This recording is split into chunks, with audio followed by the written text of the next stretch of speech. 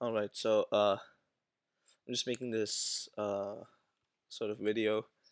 I've never done any of these before, so this is going to be a first. But making this video to discuss like a few animation concepts I thought were just fun as a discussion. Uh, there's polyrhythms in animation, influence. You know, this is just kind of like you can't really read that, but yeah, influence and articulation in animation and leading. Maybe I should have written this like leading, like leading. You know what? Who cares? Who cares? But yeah. So DC. Now I think DC can I think DC kind of go hand in hand in some ways. You can have you can obviously have all three in animation, and I think mostly if you're animating something that's like has like a more natural feel, I think usually you'd have all these three things in one. Um, but yeah, I think we can discuss what these things are. So yeah, maybe an animated demo. I could maybe I could animate it here, but could also just link it like, after animating it. Yeah, anything really works. It's just maybe this video is gonna be more about like the concept of the whole thing. But yeah, doesn't really matter. Okay, so you have like let's start with polyrhythms. Sorry, P. Yeah, okay. So what are polyrhythms? I mean, it says it in the name, right? It's like there's gonna be multiple rhythms. So how would this work? So let's say you have an A cell. Okay, whoa. So you have an A cell. Okay, let's name this A1. We have A1, and let's say we have another ball. Like right below it, it's B. So we'll name this B1. What I'll actually do is hmm. Okay, I'll make a timeline here. Let's see, and we'll make two things. Yeah, so I'll make this the A cell. And I'll probably just like put this drawing in here, and yeah. We have the A cell, and then the B cell. Okay, so here's the B cell, and the B cell will be in red. So yeah, I'll just keep this here. And okay, so basically the idea is like these two. Oh, that's just yeah.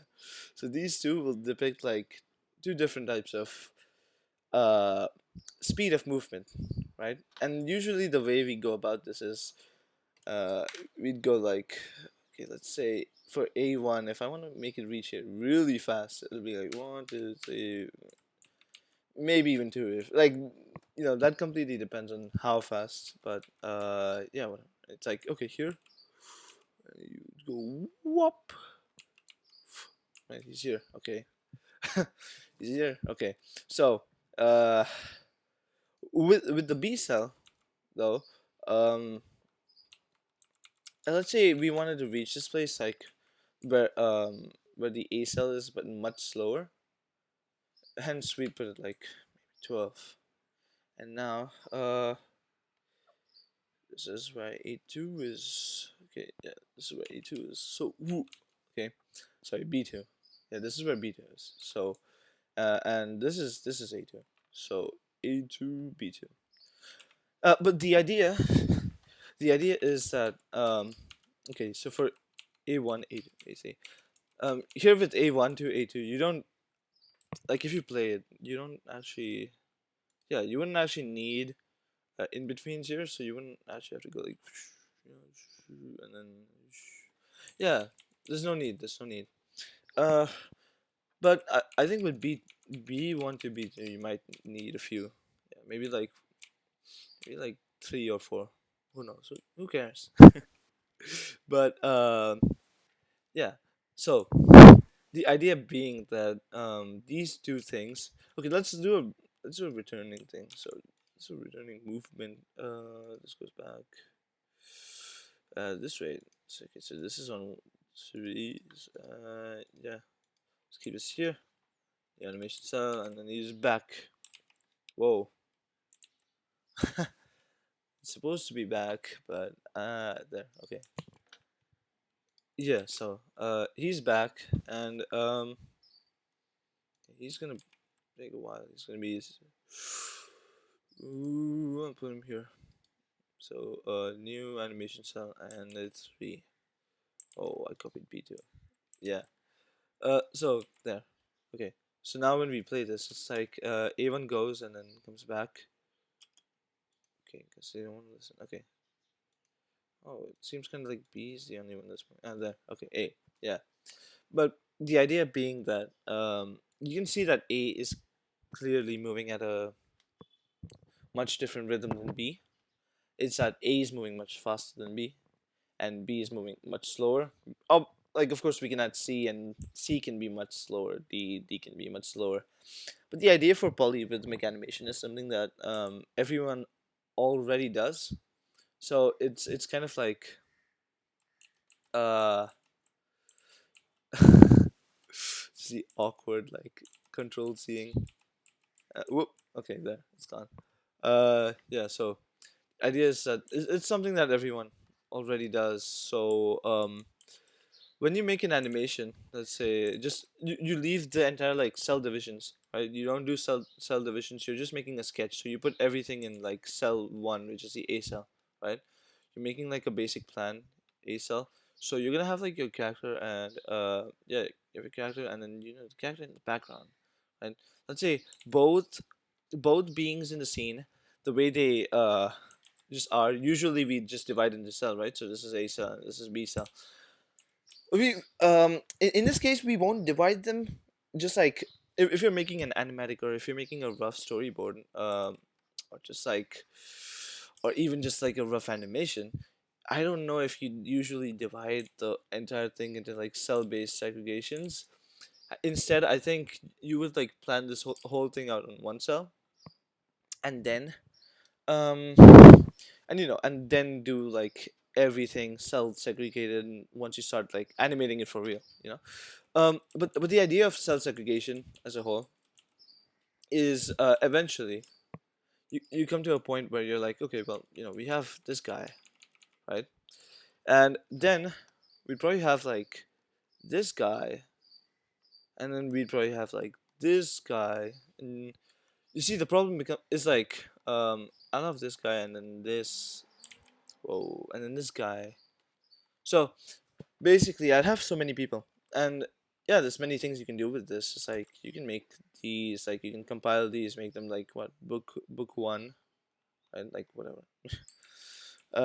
Because a book is a foreground element, right? It's like separated from the background, it's in the foreground, and we put it right before, like in the timesheet we put it right before the A cell, so book 1. And we can make him the A cell as he is, and we can make him the B cell as he is. uh However, like if I think if you have multiple of these, where you're like, okay, well, I have explosions behind him, maybe like you have like whoosh, and it goes up, you have it going up in flames, and yeah, if you have so many things going on, and then you have people, you can obviously segregate the people as you can segregate the people as books again, right? Maybe you'd animate the flame, so flame becomes A, this becomes B, and this becomes C. But the idea being that eventually, once you have like so many elements going on, let's say like a shockwave ring, so it goes like poof, it goes outwards. Uh, you could have a shockwave ring. You could have like I don't know, maybe wind particles like flying out like. Phew, phew. But the idea being that eventually you're gonna have like so many cells that on your timesheet, like let's say you're not writing a timesheet at all, but like what, let's just presume you're making a timesheet or something for this animation. You'll have like A, B, C, D, E, F, G, H, and you don't want to go like up to H, I, and J and stuff like that. That's not fun. Nobody likes that. Not especially not. I don't think the director would. But okay, so what do you do in this case?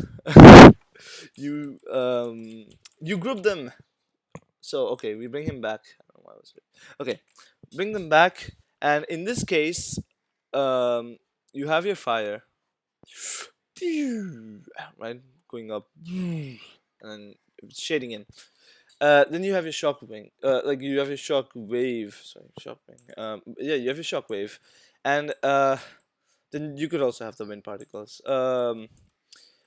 And you could put them all in one cell. So A and then B and then C. So with the shock waves. Oh wait, I should probably do this. Yeah, that's clever. That's okay. Yeah. So A, you have this, and maybe green was okay. Yeah. So you have wind flying out. Yeah. Wow, convincing wind. Pretty good. But yeah, so you have all of these things going on at the same time, and you're like, hmm. Well, I don't want to segregate this into A, B, C, just for like just for three separate elements, and then this guy becomes D, and then he becomes like E. Like it just becomes it just becomes problematic. That's the problem.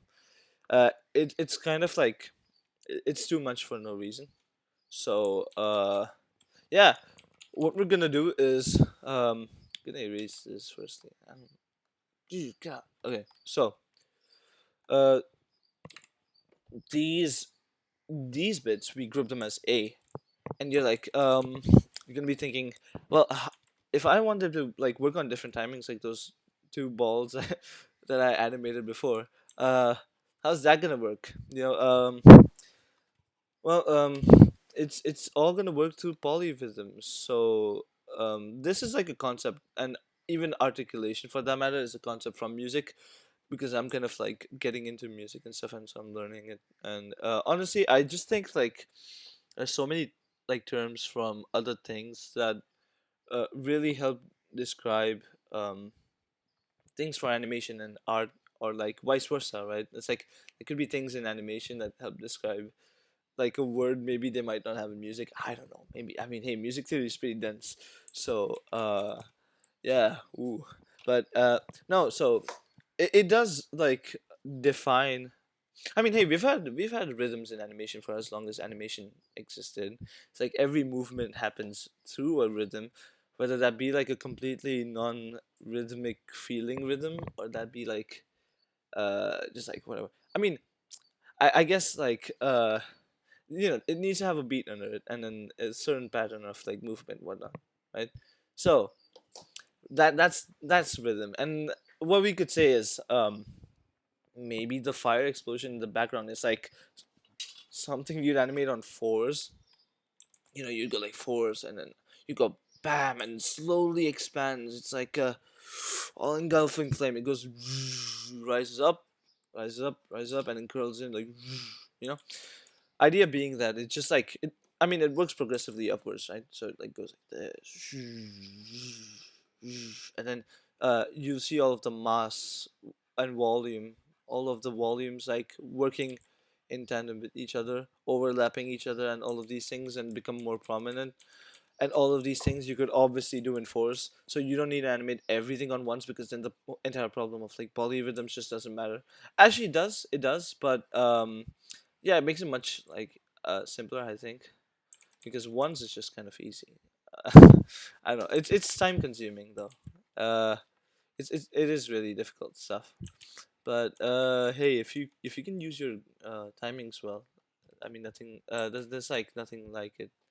It's like being able to just pick out. Also makes for tasteful animation, right? It's like if you have a movement that's like easing out. Yeah, if you have like an easing out movement, sorry, easing in movement, right? Let's say the character's like standing here.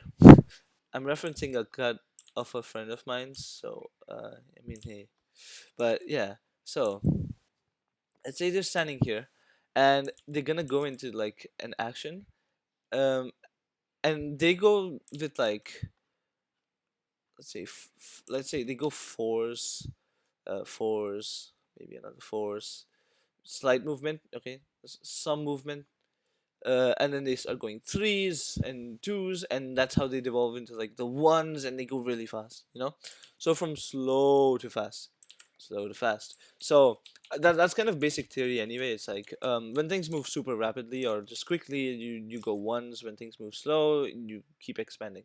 right? Depending on the rate of how slow they move, you expand the other way. Um, and that's just basic like animation theory. Yeah, but the expansion happens depending on again, the rate of change, right? And this is like the most important like aspect, or like the most important concept in polyrhythms, I would say, is the rate of change. So let's say you have the entire thing on like fours, right? Now you want to animate like this on fours, but maybe you want this to be much faster, so it's like on twos, and then this is on threes, whatnot. Who cares? Vice versa. Honest, I think I would reverse those two. No, I would keep both on twos actually. Like maybe I'd keep the win on ones, keep this on twos. Yeah, that's what I would do. So uh, what you'd want to do is like something more so.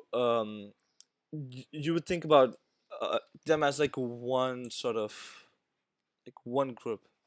Like you combine all of them in one, okay, and it's kind of like you combine all of them in one, and then you think about the rate of change. So what does that mean, right? It's like, oh, I mean, it's pretty obvious. It says the rate of change, but yeah, it means how how much it changes, right? So you have an explosion, and the explosion's kind of like I don't know, maybe a bit slow. It's like going like imagine that one explosion from the Chainsaw Man Resi movie. I forgot who animated the scene.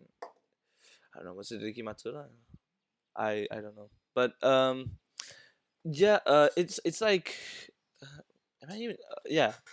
Sorry, I have to fact check the name, but I'll do that later. So, uh, yeah. So there's an explosion in the Chainsaw Man movie, right? It explodes, boom. But it moves at a slower rate. Well, actually, that's kind of deceiving because it has a lot of frames, and it also moves kind of like at a rate of like, I think it alternates between twos and threes and twos and like, yeah, it's usually, I think it was between twos and threes, or it could be like animated on fours for the key animation and then had in betweens. Could be either way. So it's like one of those things. Like yeah, could be either way. But the point being is that rate of change, right? That means that as this progresses, it is a slow progression, and because of it being a slow progression, the rate of change in the state of the explosion would be relatively lesser to the prior keyframe. So if this is A1, then A2 would be like maybe this volume that we track. Maybe we can go with it like more outwardly. It's like goes outwards there, and then maybe grows to like here and then here and stuff. Yeah. So yeah, basically the idea being is like if something's slower, just correlate this as like slower is equal to lesser rate of change, LRC, but yeah, lesser rate of change. So the slower it is, the lesser it shifts. I mean, hey, that's basic, but yeah, faster it is, the more it shifts, right? Precisely the same idea. It's like um okay, well, let me show you this. So if you go in animation, and yeah, if you go in animation and we do like, let's say this, right, and this moves on, let's say this moves on like a spacing of like fours. It goes like right now, watch as like this goes from here to here, and it's like okay, yeah, it's moving. It goes here, it's like, oh, that barely shifted. And that's the entire concept.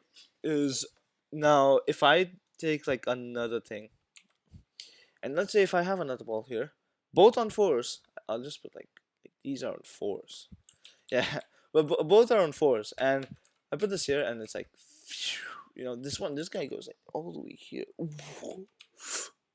right? That's kind of that's like now if I play this, it's like, right? One's clearly moving much faster than the other, but they both are part of the A cell, and they both from the A cell have a spacing of like, well, they both have like the timings of like fours. They're on fours. basically. But yeah, that's the entire idea, being that we can subdivide these things. Obviously, whether that be to like color segregation or whatnot, but we can subdivide these things, and like I would suggest like maybe just annotate the things you subdivide, or like, well, no, just annotations are important, especially if you're like working. It's like important to communicate with everyone, as much as it's needed. But yeah, what so as we see, like this would have a different rate of change. This would have a different rate of change. So if I want this on ones, the if I want the wind particles on ones, then that means simply that my rate of change for the wind particles would be really drastic, like relative to the rate of change of the explosion. So explosion could be there in the back, which is like slowly growing. But for example, I know it's a bit difficult to like track these particles, especially like if it's kind of like if it's kind of yeah, if it's like on fours and you want these moving really fast, it's gonna be difficult to track them, right?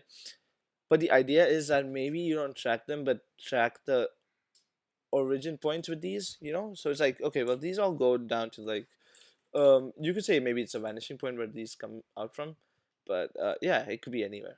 But point being that like fours is like decently spaced out, especially for something that moves really rapidly on ones. So you would imagine like the rate of change is really big, um precisely because of the rate of change being like I think really significant. It also makes this thing kind of have to reset, because imagine this. Okay, so this is one, and let's see, this is two, this is three, and then four is just out of the frame, right? So what you would do in this case is, now if this is where A1 is, and A2 is like uh, after like fours, right? You would completely reset the place or the particle itself. So this particle would be gone. You would have a new particle coming through here, maybe a new one growing out of here. Idea is like I would look for the empty spaces between these particles and fill those with new ones, so you can always keep like repeating those things. It's like, oh, this fills the space and this is the new one. Yeah, could be both. uh could be both, yeah. So the idea is basically that, is that you for these extreme rate of changes, you just need to like think of a mindset of like resetting the whole thing, and just like showing something really drastic. So for example, with this one, I wanted on the on twos, is like it would also have like a similar effect. It grows outwards towards the camera, but I think with like your wind effects, it's a bit more doable. Like, I obviously that depends on like the effect in itself, and or the character. It's all dependent on movement. So eventually you're just gonna have to think about movement in mind. And I know most of the people, like everyone kind of thinks in like okay, well, I have this character. So I have this guy let's say a pelvis, butt, and yeah, well, I have this guy. And basically the way you would imagine movement is kind of like, okay, this is one, this is two, and then this is three, and then this is four, and then blah blah blah. It keeps going, right? But it goes in ones. I think the thing you kind of want to look for the most is like, oh, I want to change this color. Yeah, okay. I think the thing you want to look for the most is like, yeah, you have this movement, sure. You have like one, two, you have three, you have four. But what you want to look for is a significance of movement. So significance of movements. Whoa, okay. Significance. Oh, I forgot to spell. Can Whoa. Significance of movement, and yeah, significance of movement. I don't know. I'm having good. Just woke up, but yeah.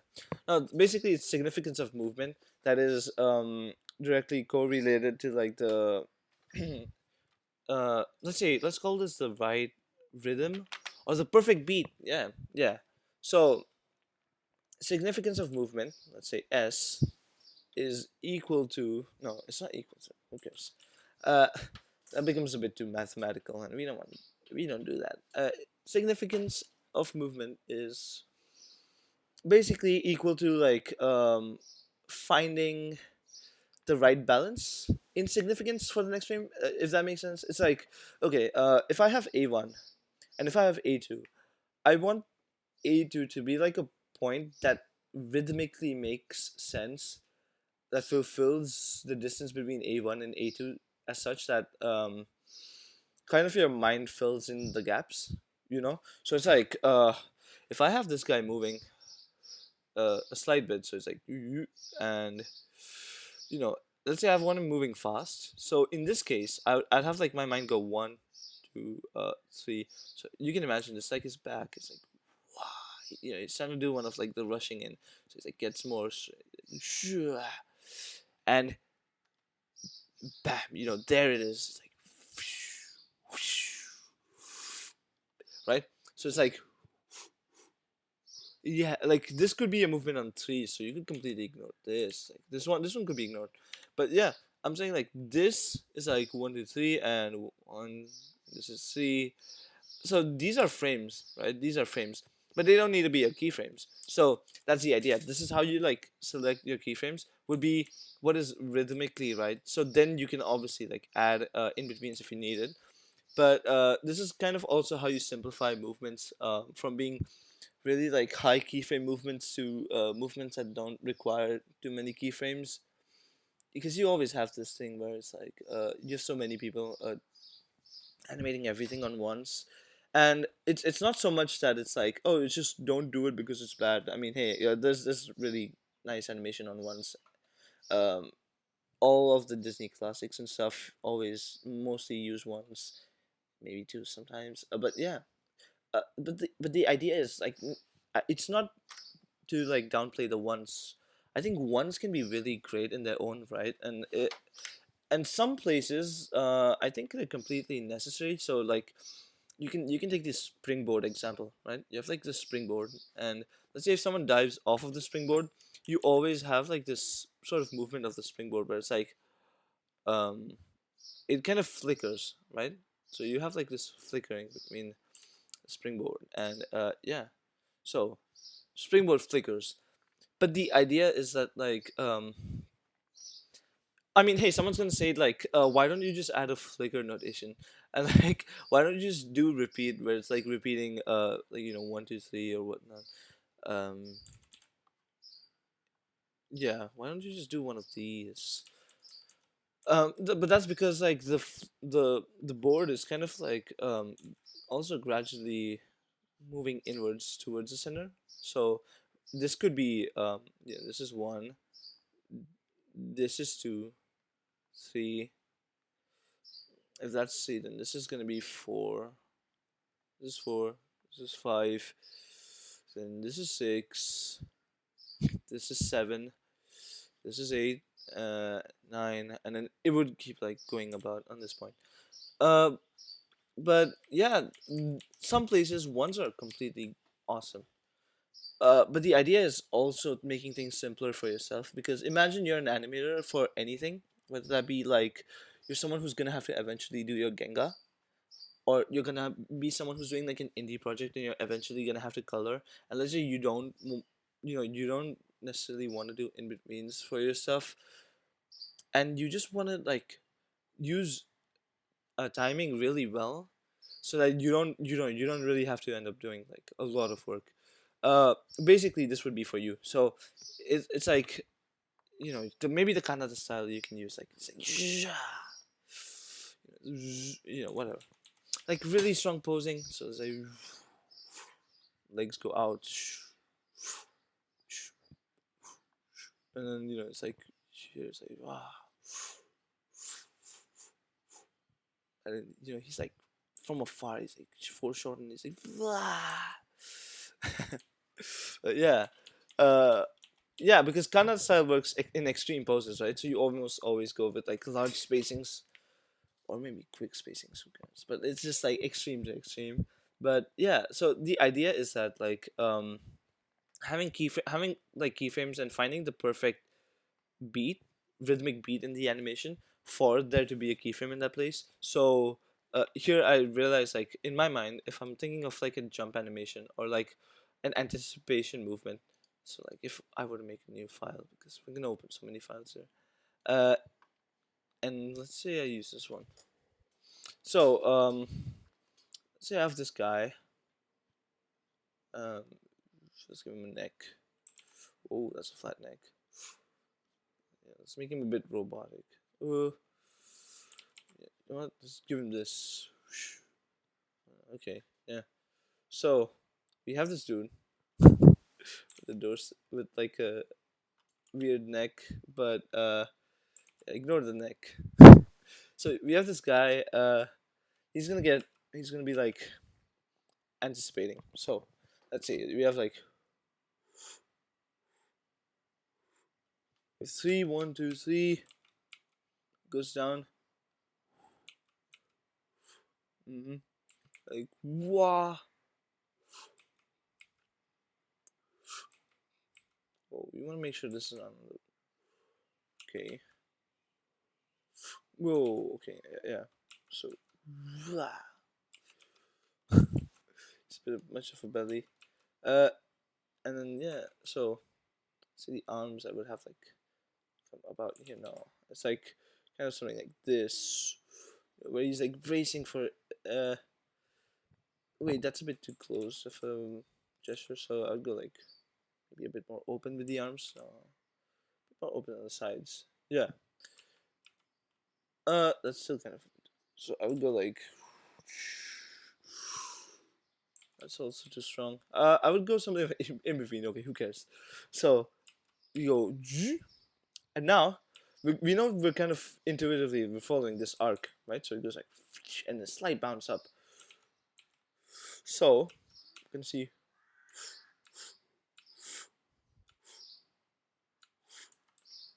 Pull this for twos.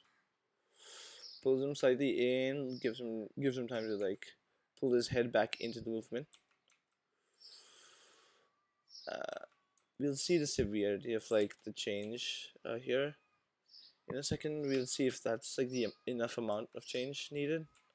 I don't know if it is, but I think it is. So let's see. Move this back. Yeah, I'm not gonna redraw it. I'm gonna move it. It's fine to use a transform tool, especially if you're animating digitally. It's okay. Okay, let's see. Yeah. Okay, so and the arms we'll have like let's brace him more. So wow. Kind of anticipate them more. Oh, this is too strong here. It's like kind of slight curve here. You can imagine that. So, yeah. Okay. And wait, this is kind of supposed to be a bit more. It's supposed to be a bit more down here.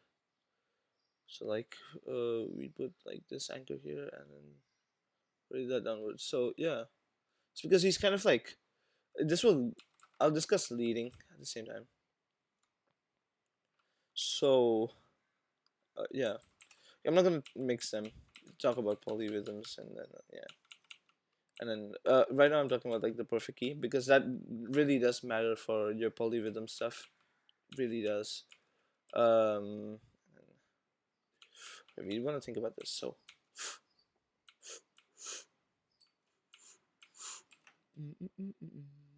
kind of like this. Still face down.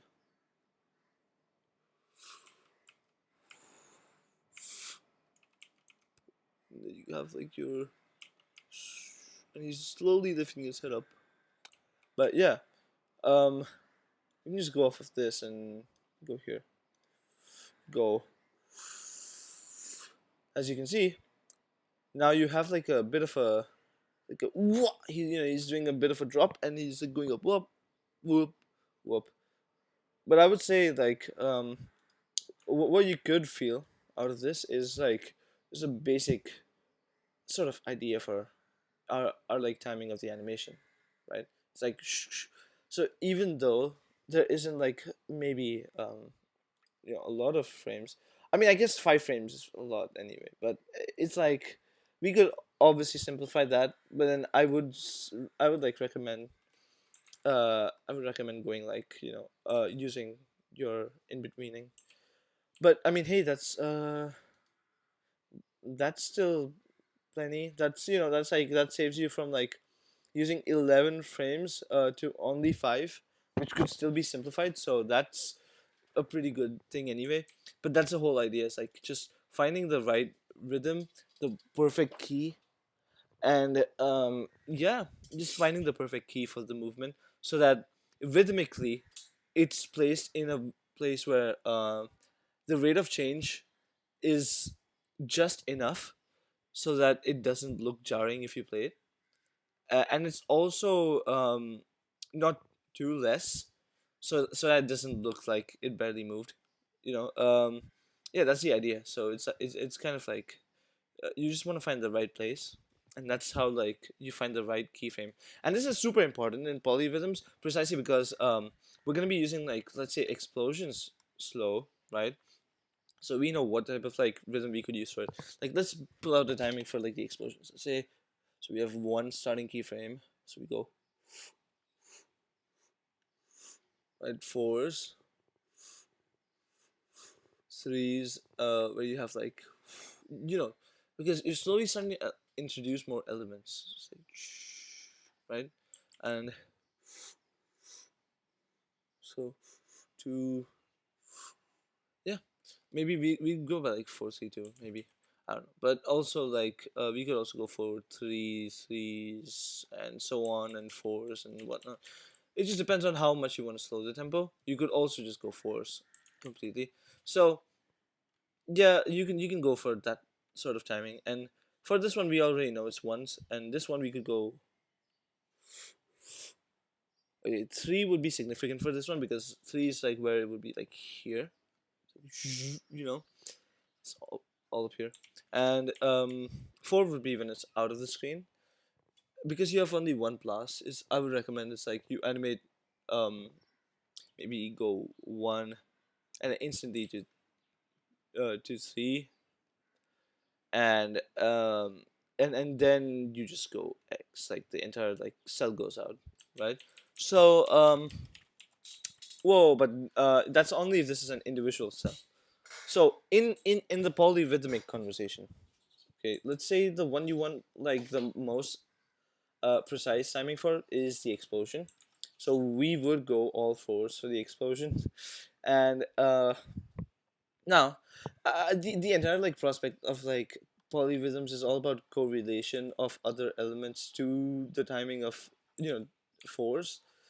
Uh, so all like this was for like okay, let's say I'm animating this animation on fours, right?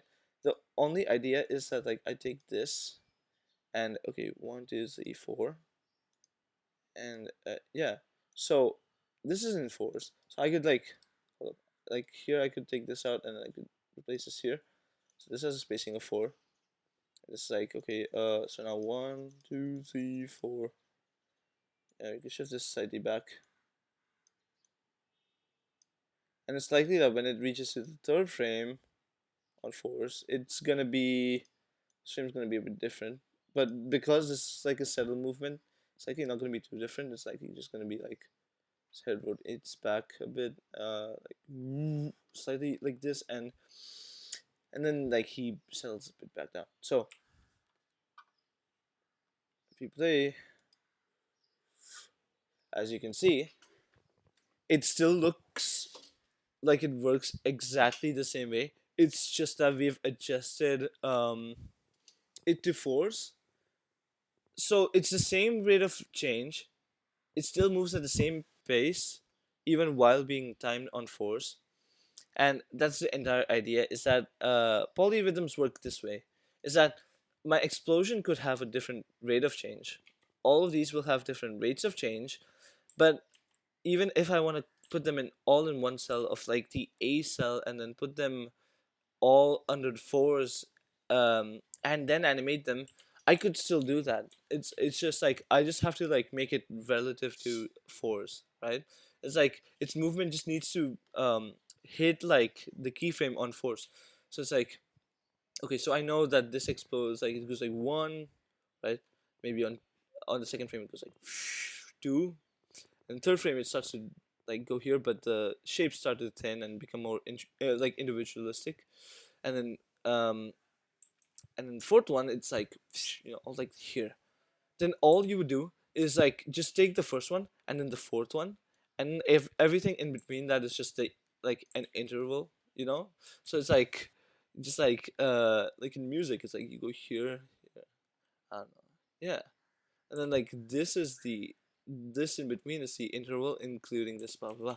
But like that's the whole idea. It's like you just yeah, you just take one and the fourth frame and you make them the keyframes A1 and keyframe A2, and yeah, they do what it's supposed to, and it will still when you play it it will look like it's moving at the right pace, because technically it is, right? It's still the rate of change, it's still on the same keyframe.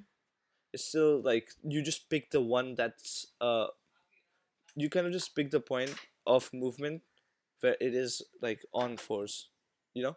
So it hits force at this point, and as soon as it hits force, that's like that's kind of the point where it hits force. So that's the important part. And then you have this one that's on ones, and this one's simple because with the ones you're kind of always thinking in ones, so you go like ones, two, threes, and it progresses this way. But it's a fast movement, so even on ones it'll be like large rate of change. So on fours, as we discussed, it would be like it would be different. So on fours it would be different because you have your green particles and you have the red ones, and then for the green ones it's just kind of like just slower. No, I mean, so green ones would change more drastically, and yeah, green ones would change more drastically, and basically it would reset. So you have, sorry, I got distracted there, but yeah, green ones change more drastically, and hence because of the drastic change, it goes like to here, it goes past, and then it goes back, resets in another place. So you're more likely to have like full resets for the green ones, right? And so now we have discussed all three of these, uh, and like basically how they would work. So now how what this helps with is like instead of segregating these into like three different parts, you can just make them one part. You they all become like one cell, and it saves you like okay A B C. So you could have A B C, and you could have more like important elements that are in front of the camera that you would deem more like worthy of importance. So it's like another guy. So maybe A B C D, or you could just group them in C. Well, the point being is that this allocates you much more, many more cells going forward, instead of like already racking up on cells here being A, B, C, and then D, then E, F, and O. But yeah, that's the entire point of polyrhythms. I think I'll make an animation where I'll have movements with completely different rate of changes. It's like, oh, there's a run, and then there's a walk, there's a jog, and maybe I'll have an animal do a different sort of run. So you have like, and it has like those really strong poses. Yeah, no, who cares? But yeah, maybe I'll post like the test animations for polyrhythms and all of these things on Twitter or something. But yeah, because this is like a lot of yap, I'll like try to speed through the next two ones. I do think polyrhythms was the more annoying one to explain. So influence and articulation. So I'll start with influence. Influence is like, okay, if I draw this guy, if I give him like lanky hands, right? So lanky arms. Ooh, give him legs, right? But I segregate these areas. It's like whoa, ooh, and then ooh, ooh. Okay. What we could do is like color code these. So red, maybe like this. Red, red. No, okay. Let's do this. I'll go green, lighter value. Let's do this. And red. Let's go like a deep red. So say, whoa, yeah, deep red. And let's use the same lighter green for this we use here. Maybe let's use a moderate yellow for here. Yeah. So this is the idea of influence. Um, how this works is kind of this is, let's say, 80% influence. This is like 35%. Let's say this is more like 60. No, maybe let's go 55. Yeah, this is 55, and this is kind of like um yeah, we'll go 35. We'll just follow color codes. 35. And this I'll also, I think I'll discuss leading and influence as well because they go hand in hand. So this one's gonna be the most rigid one. This is gonna be telling because actually I think with this one it's kind of divided into segments like here, like you know, close to your deltoid, pectoralis, and abdominal and stuff like that. But yeah, that depends. Idea being that basically what influence is how motivated a part of your body is during a movement, because you'll see a lot of animators who animate let's say realistic animations. They usually like almost animate everything on like 35, 35, 35 influence, you know.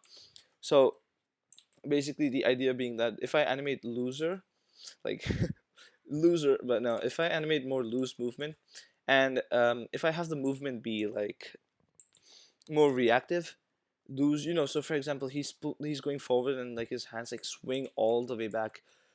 That's kind of the thing, right? It's like real people don't move that way. That's you know, it's like as much as we like to like say maybe it's realism, but it really isn't because like people don't really move that way. um so what we end up doing is like this really like super ragdoll sort of movement for human beings, which ends up being like, okay, well, I think it looks good, but it doesn't look like how a human moves, so yeah, that's obviously like the most, that's a big caveat, but like, so how do we solve this? It's like just knowing how motivated each part is and then using some principles of influence, right? So let's say during a run, the arm could be a part that's doing like super deliberate swinging, right? It's like, oh, okay, well, I know I want like strong swings with the hand, but these areas I don't want to put like too much energy in, but the arms are the ones that are like holding most of the motivation, right?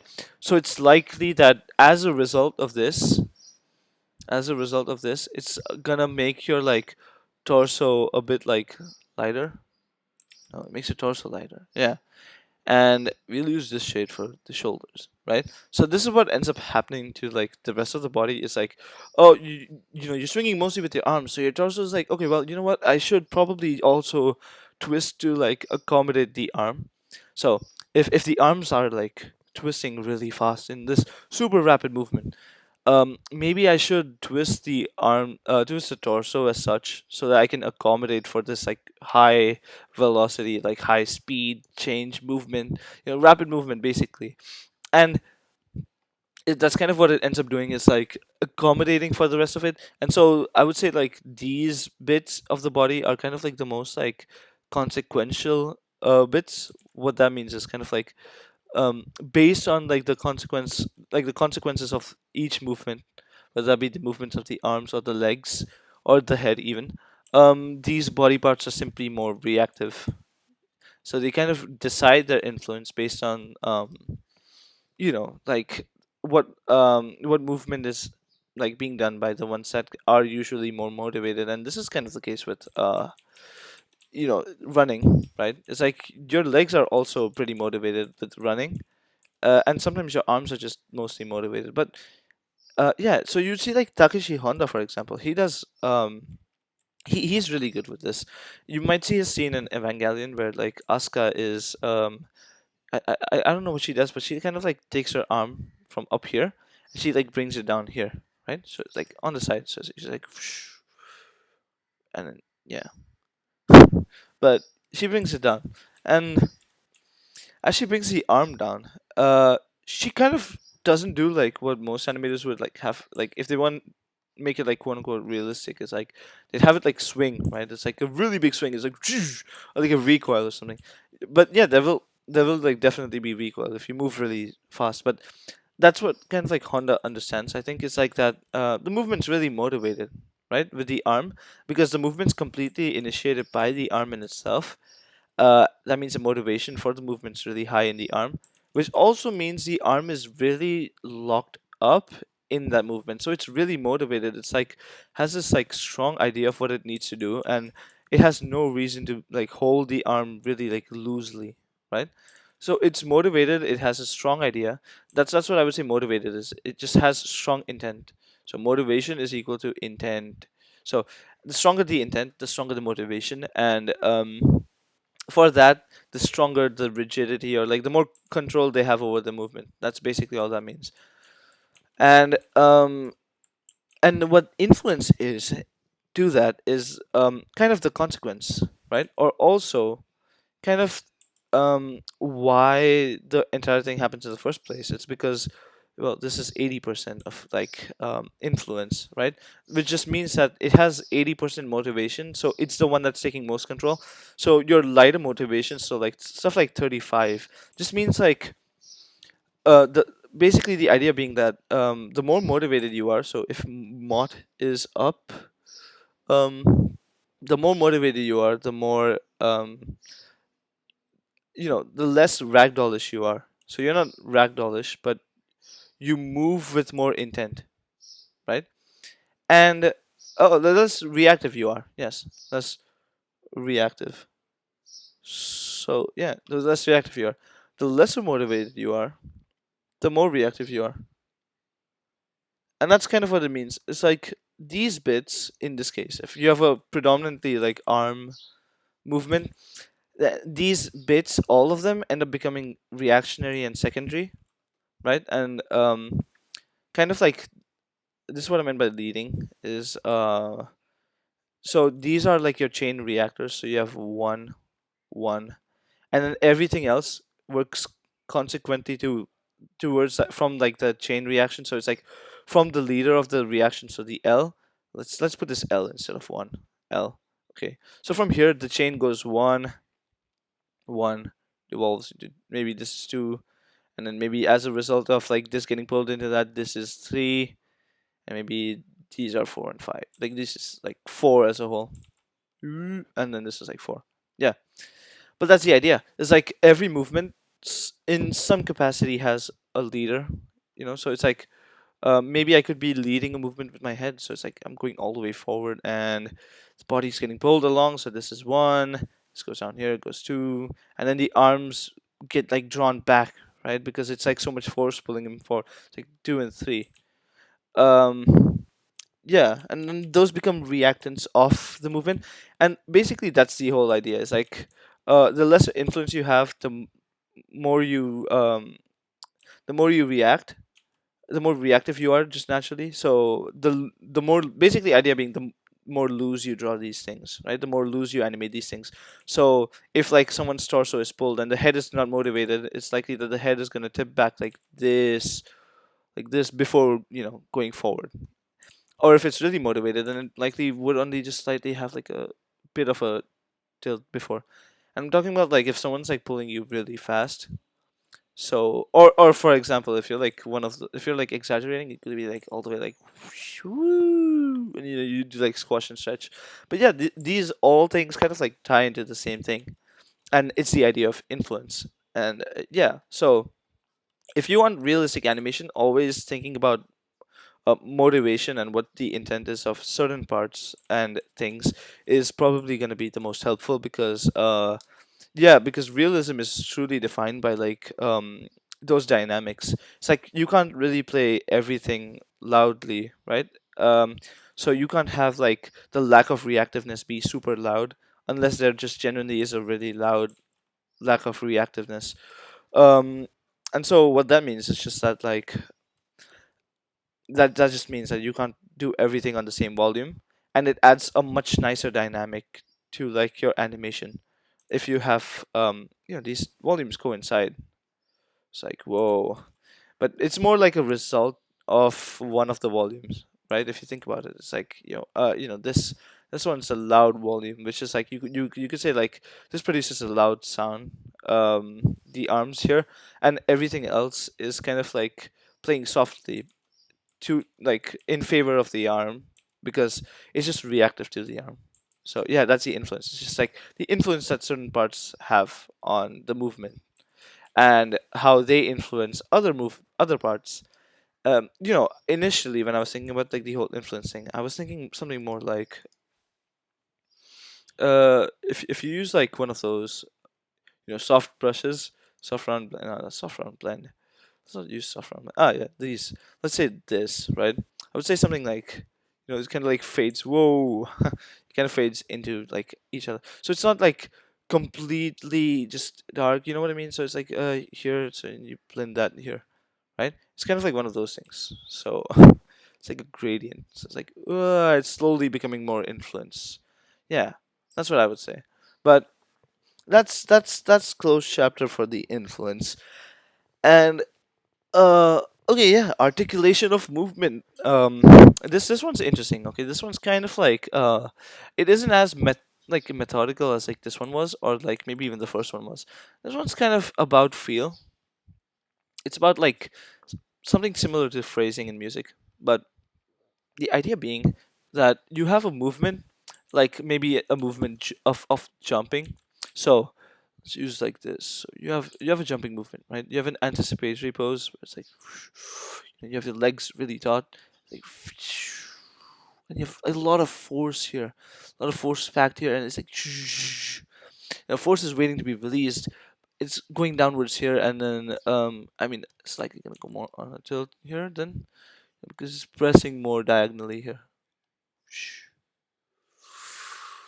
Right. So you have a lot of force being gathered like on one part, and then this part also has a lot of strength to it. Yeah, and let's say he's like building up here, he's like building up there, and then you have like this sort of pose, right? It's like about to jump, and the articulation of movement. Oh, I've drawn this like a bit short. But who cares? Who cares? Yeah. So articulation of movement basically means how I go about the general shape of the movement.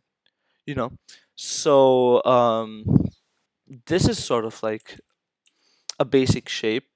No, this I mean, hey, this is like a decent enough pose. But what I mean is kind of about like the entire shape of the holistic movement. So from like A1, to maybe by the end of the entire animation. So A4, A7.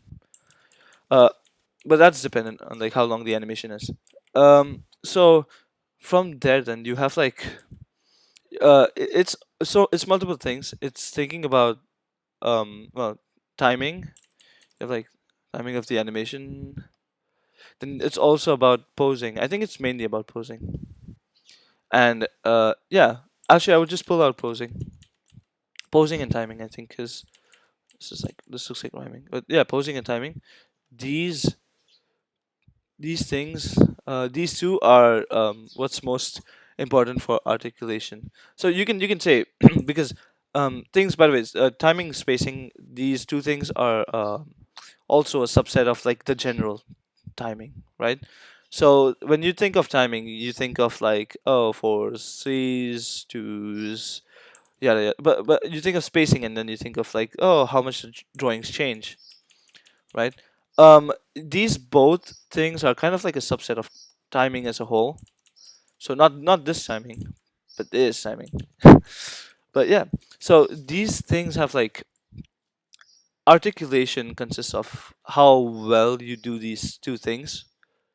Um, so I would say like I don't know if you've seen an animation. If you see an animation that you kind of like you've watched it, but something feels off about it, even though you know like the timing and spacing and everything kind of looks good, but there's just something wrong, and it's the link between these two. It's how it's a dynamic between these two, right?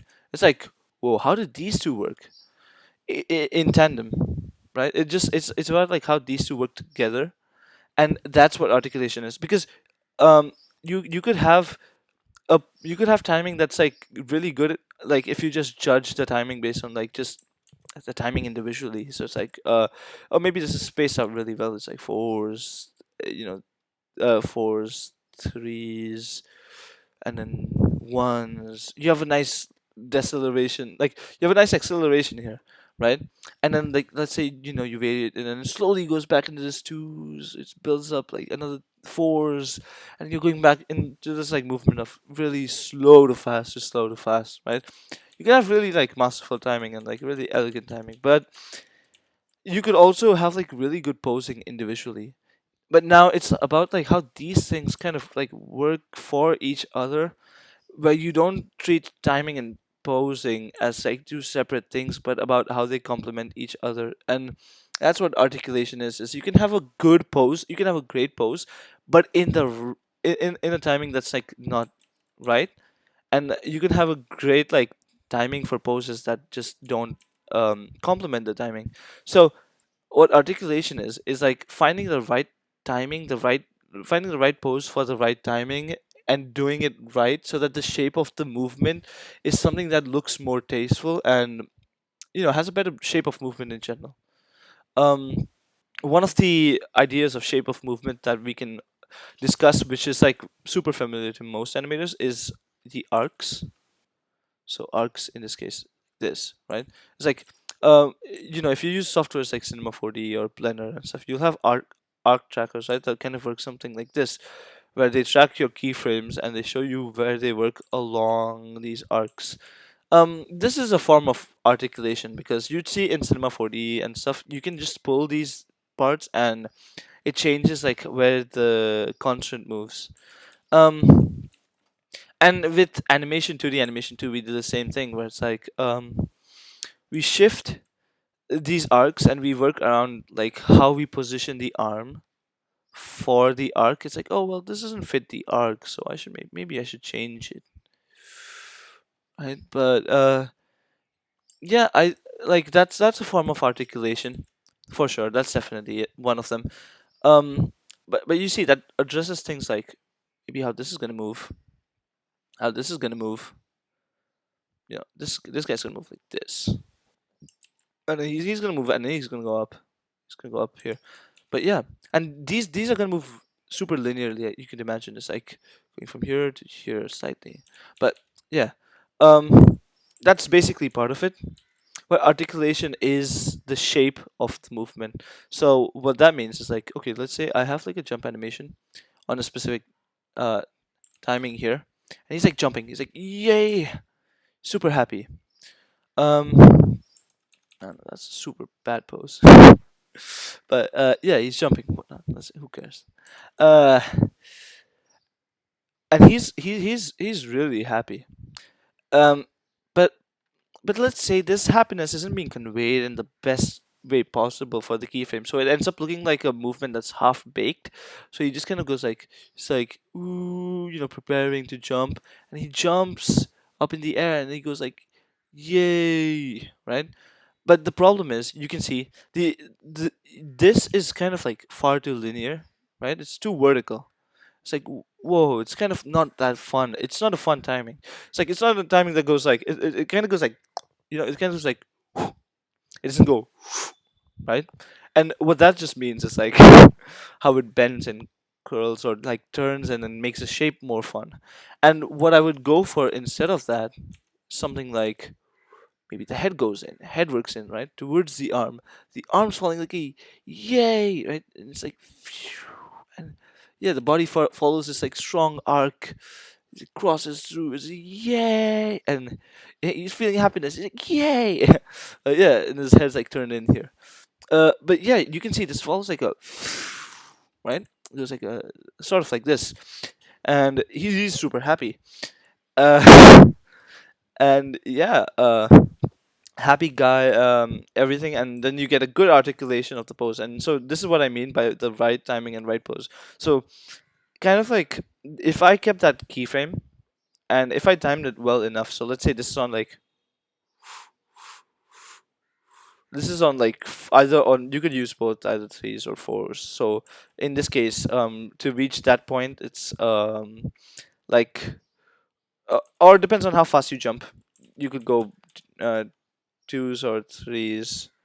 I was thinking of a slower jump, so I was going threes and fours, but two or threes. It's like this is directly if you want to meet it directly at the point of contact, so it like directly goes from here to, there. And threes is for this is for if you want a bit of settle in the movement. I usually go for my keyframes being already like slightly settled. So that's I would personally go for threes. But let's say this is in threes. If I did this, it would still like make sense for like the rate of change, but then it would feel like something's lacking. And the fact that this arc here exists, or this shape of the pose exists, and it improves the entire like shape of the movement, because you can imagine like the torso also connects here, it shifts there, the head moves inwards, so it's actually like an arc like this kind of goes inwards. And but the beautiful part about that is it kind of moves relative to this. So as he lifts this and as he shifts his body towards that direction, the head moves towards the opposite direction, and because of that, as he's going up, the it's like kind of also pulling his head slightly down, so that creates just like a really nice sort of angle. um yeah, and that's kind of the idea. So that's articulation basically. It's just the shape of your movement. And yeah, I think that's gonna be everything. Is there anything else I'm missing out on? Articulation, intent. No, I don't think I'm missing out on anything. But yeah, that's gonna be all, I think.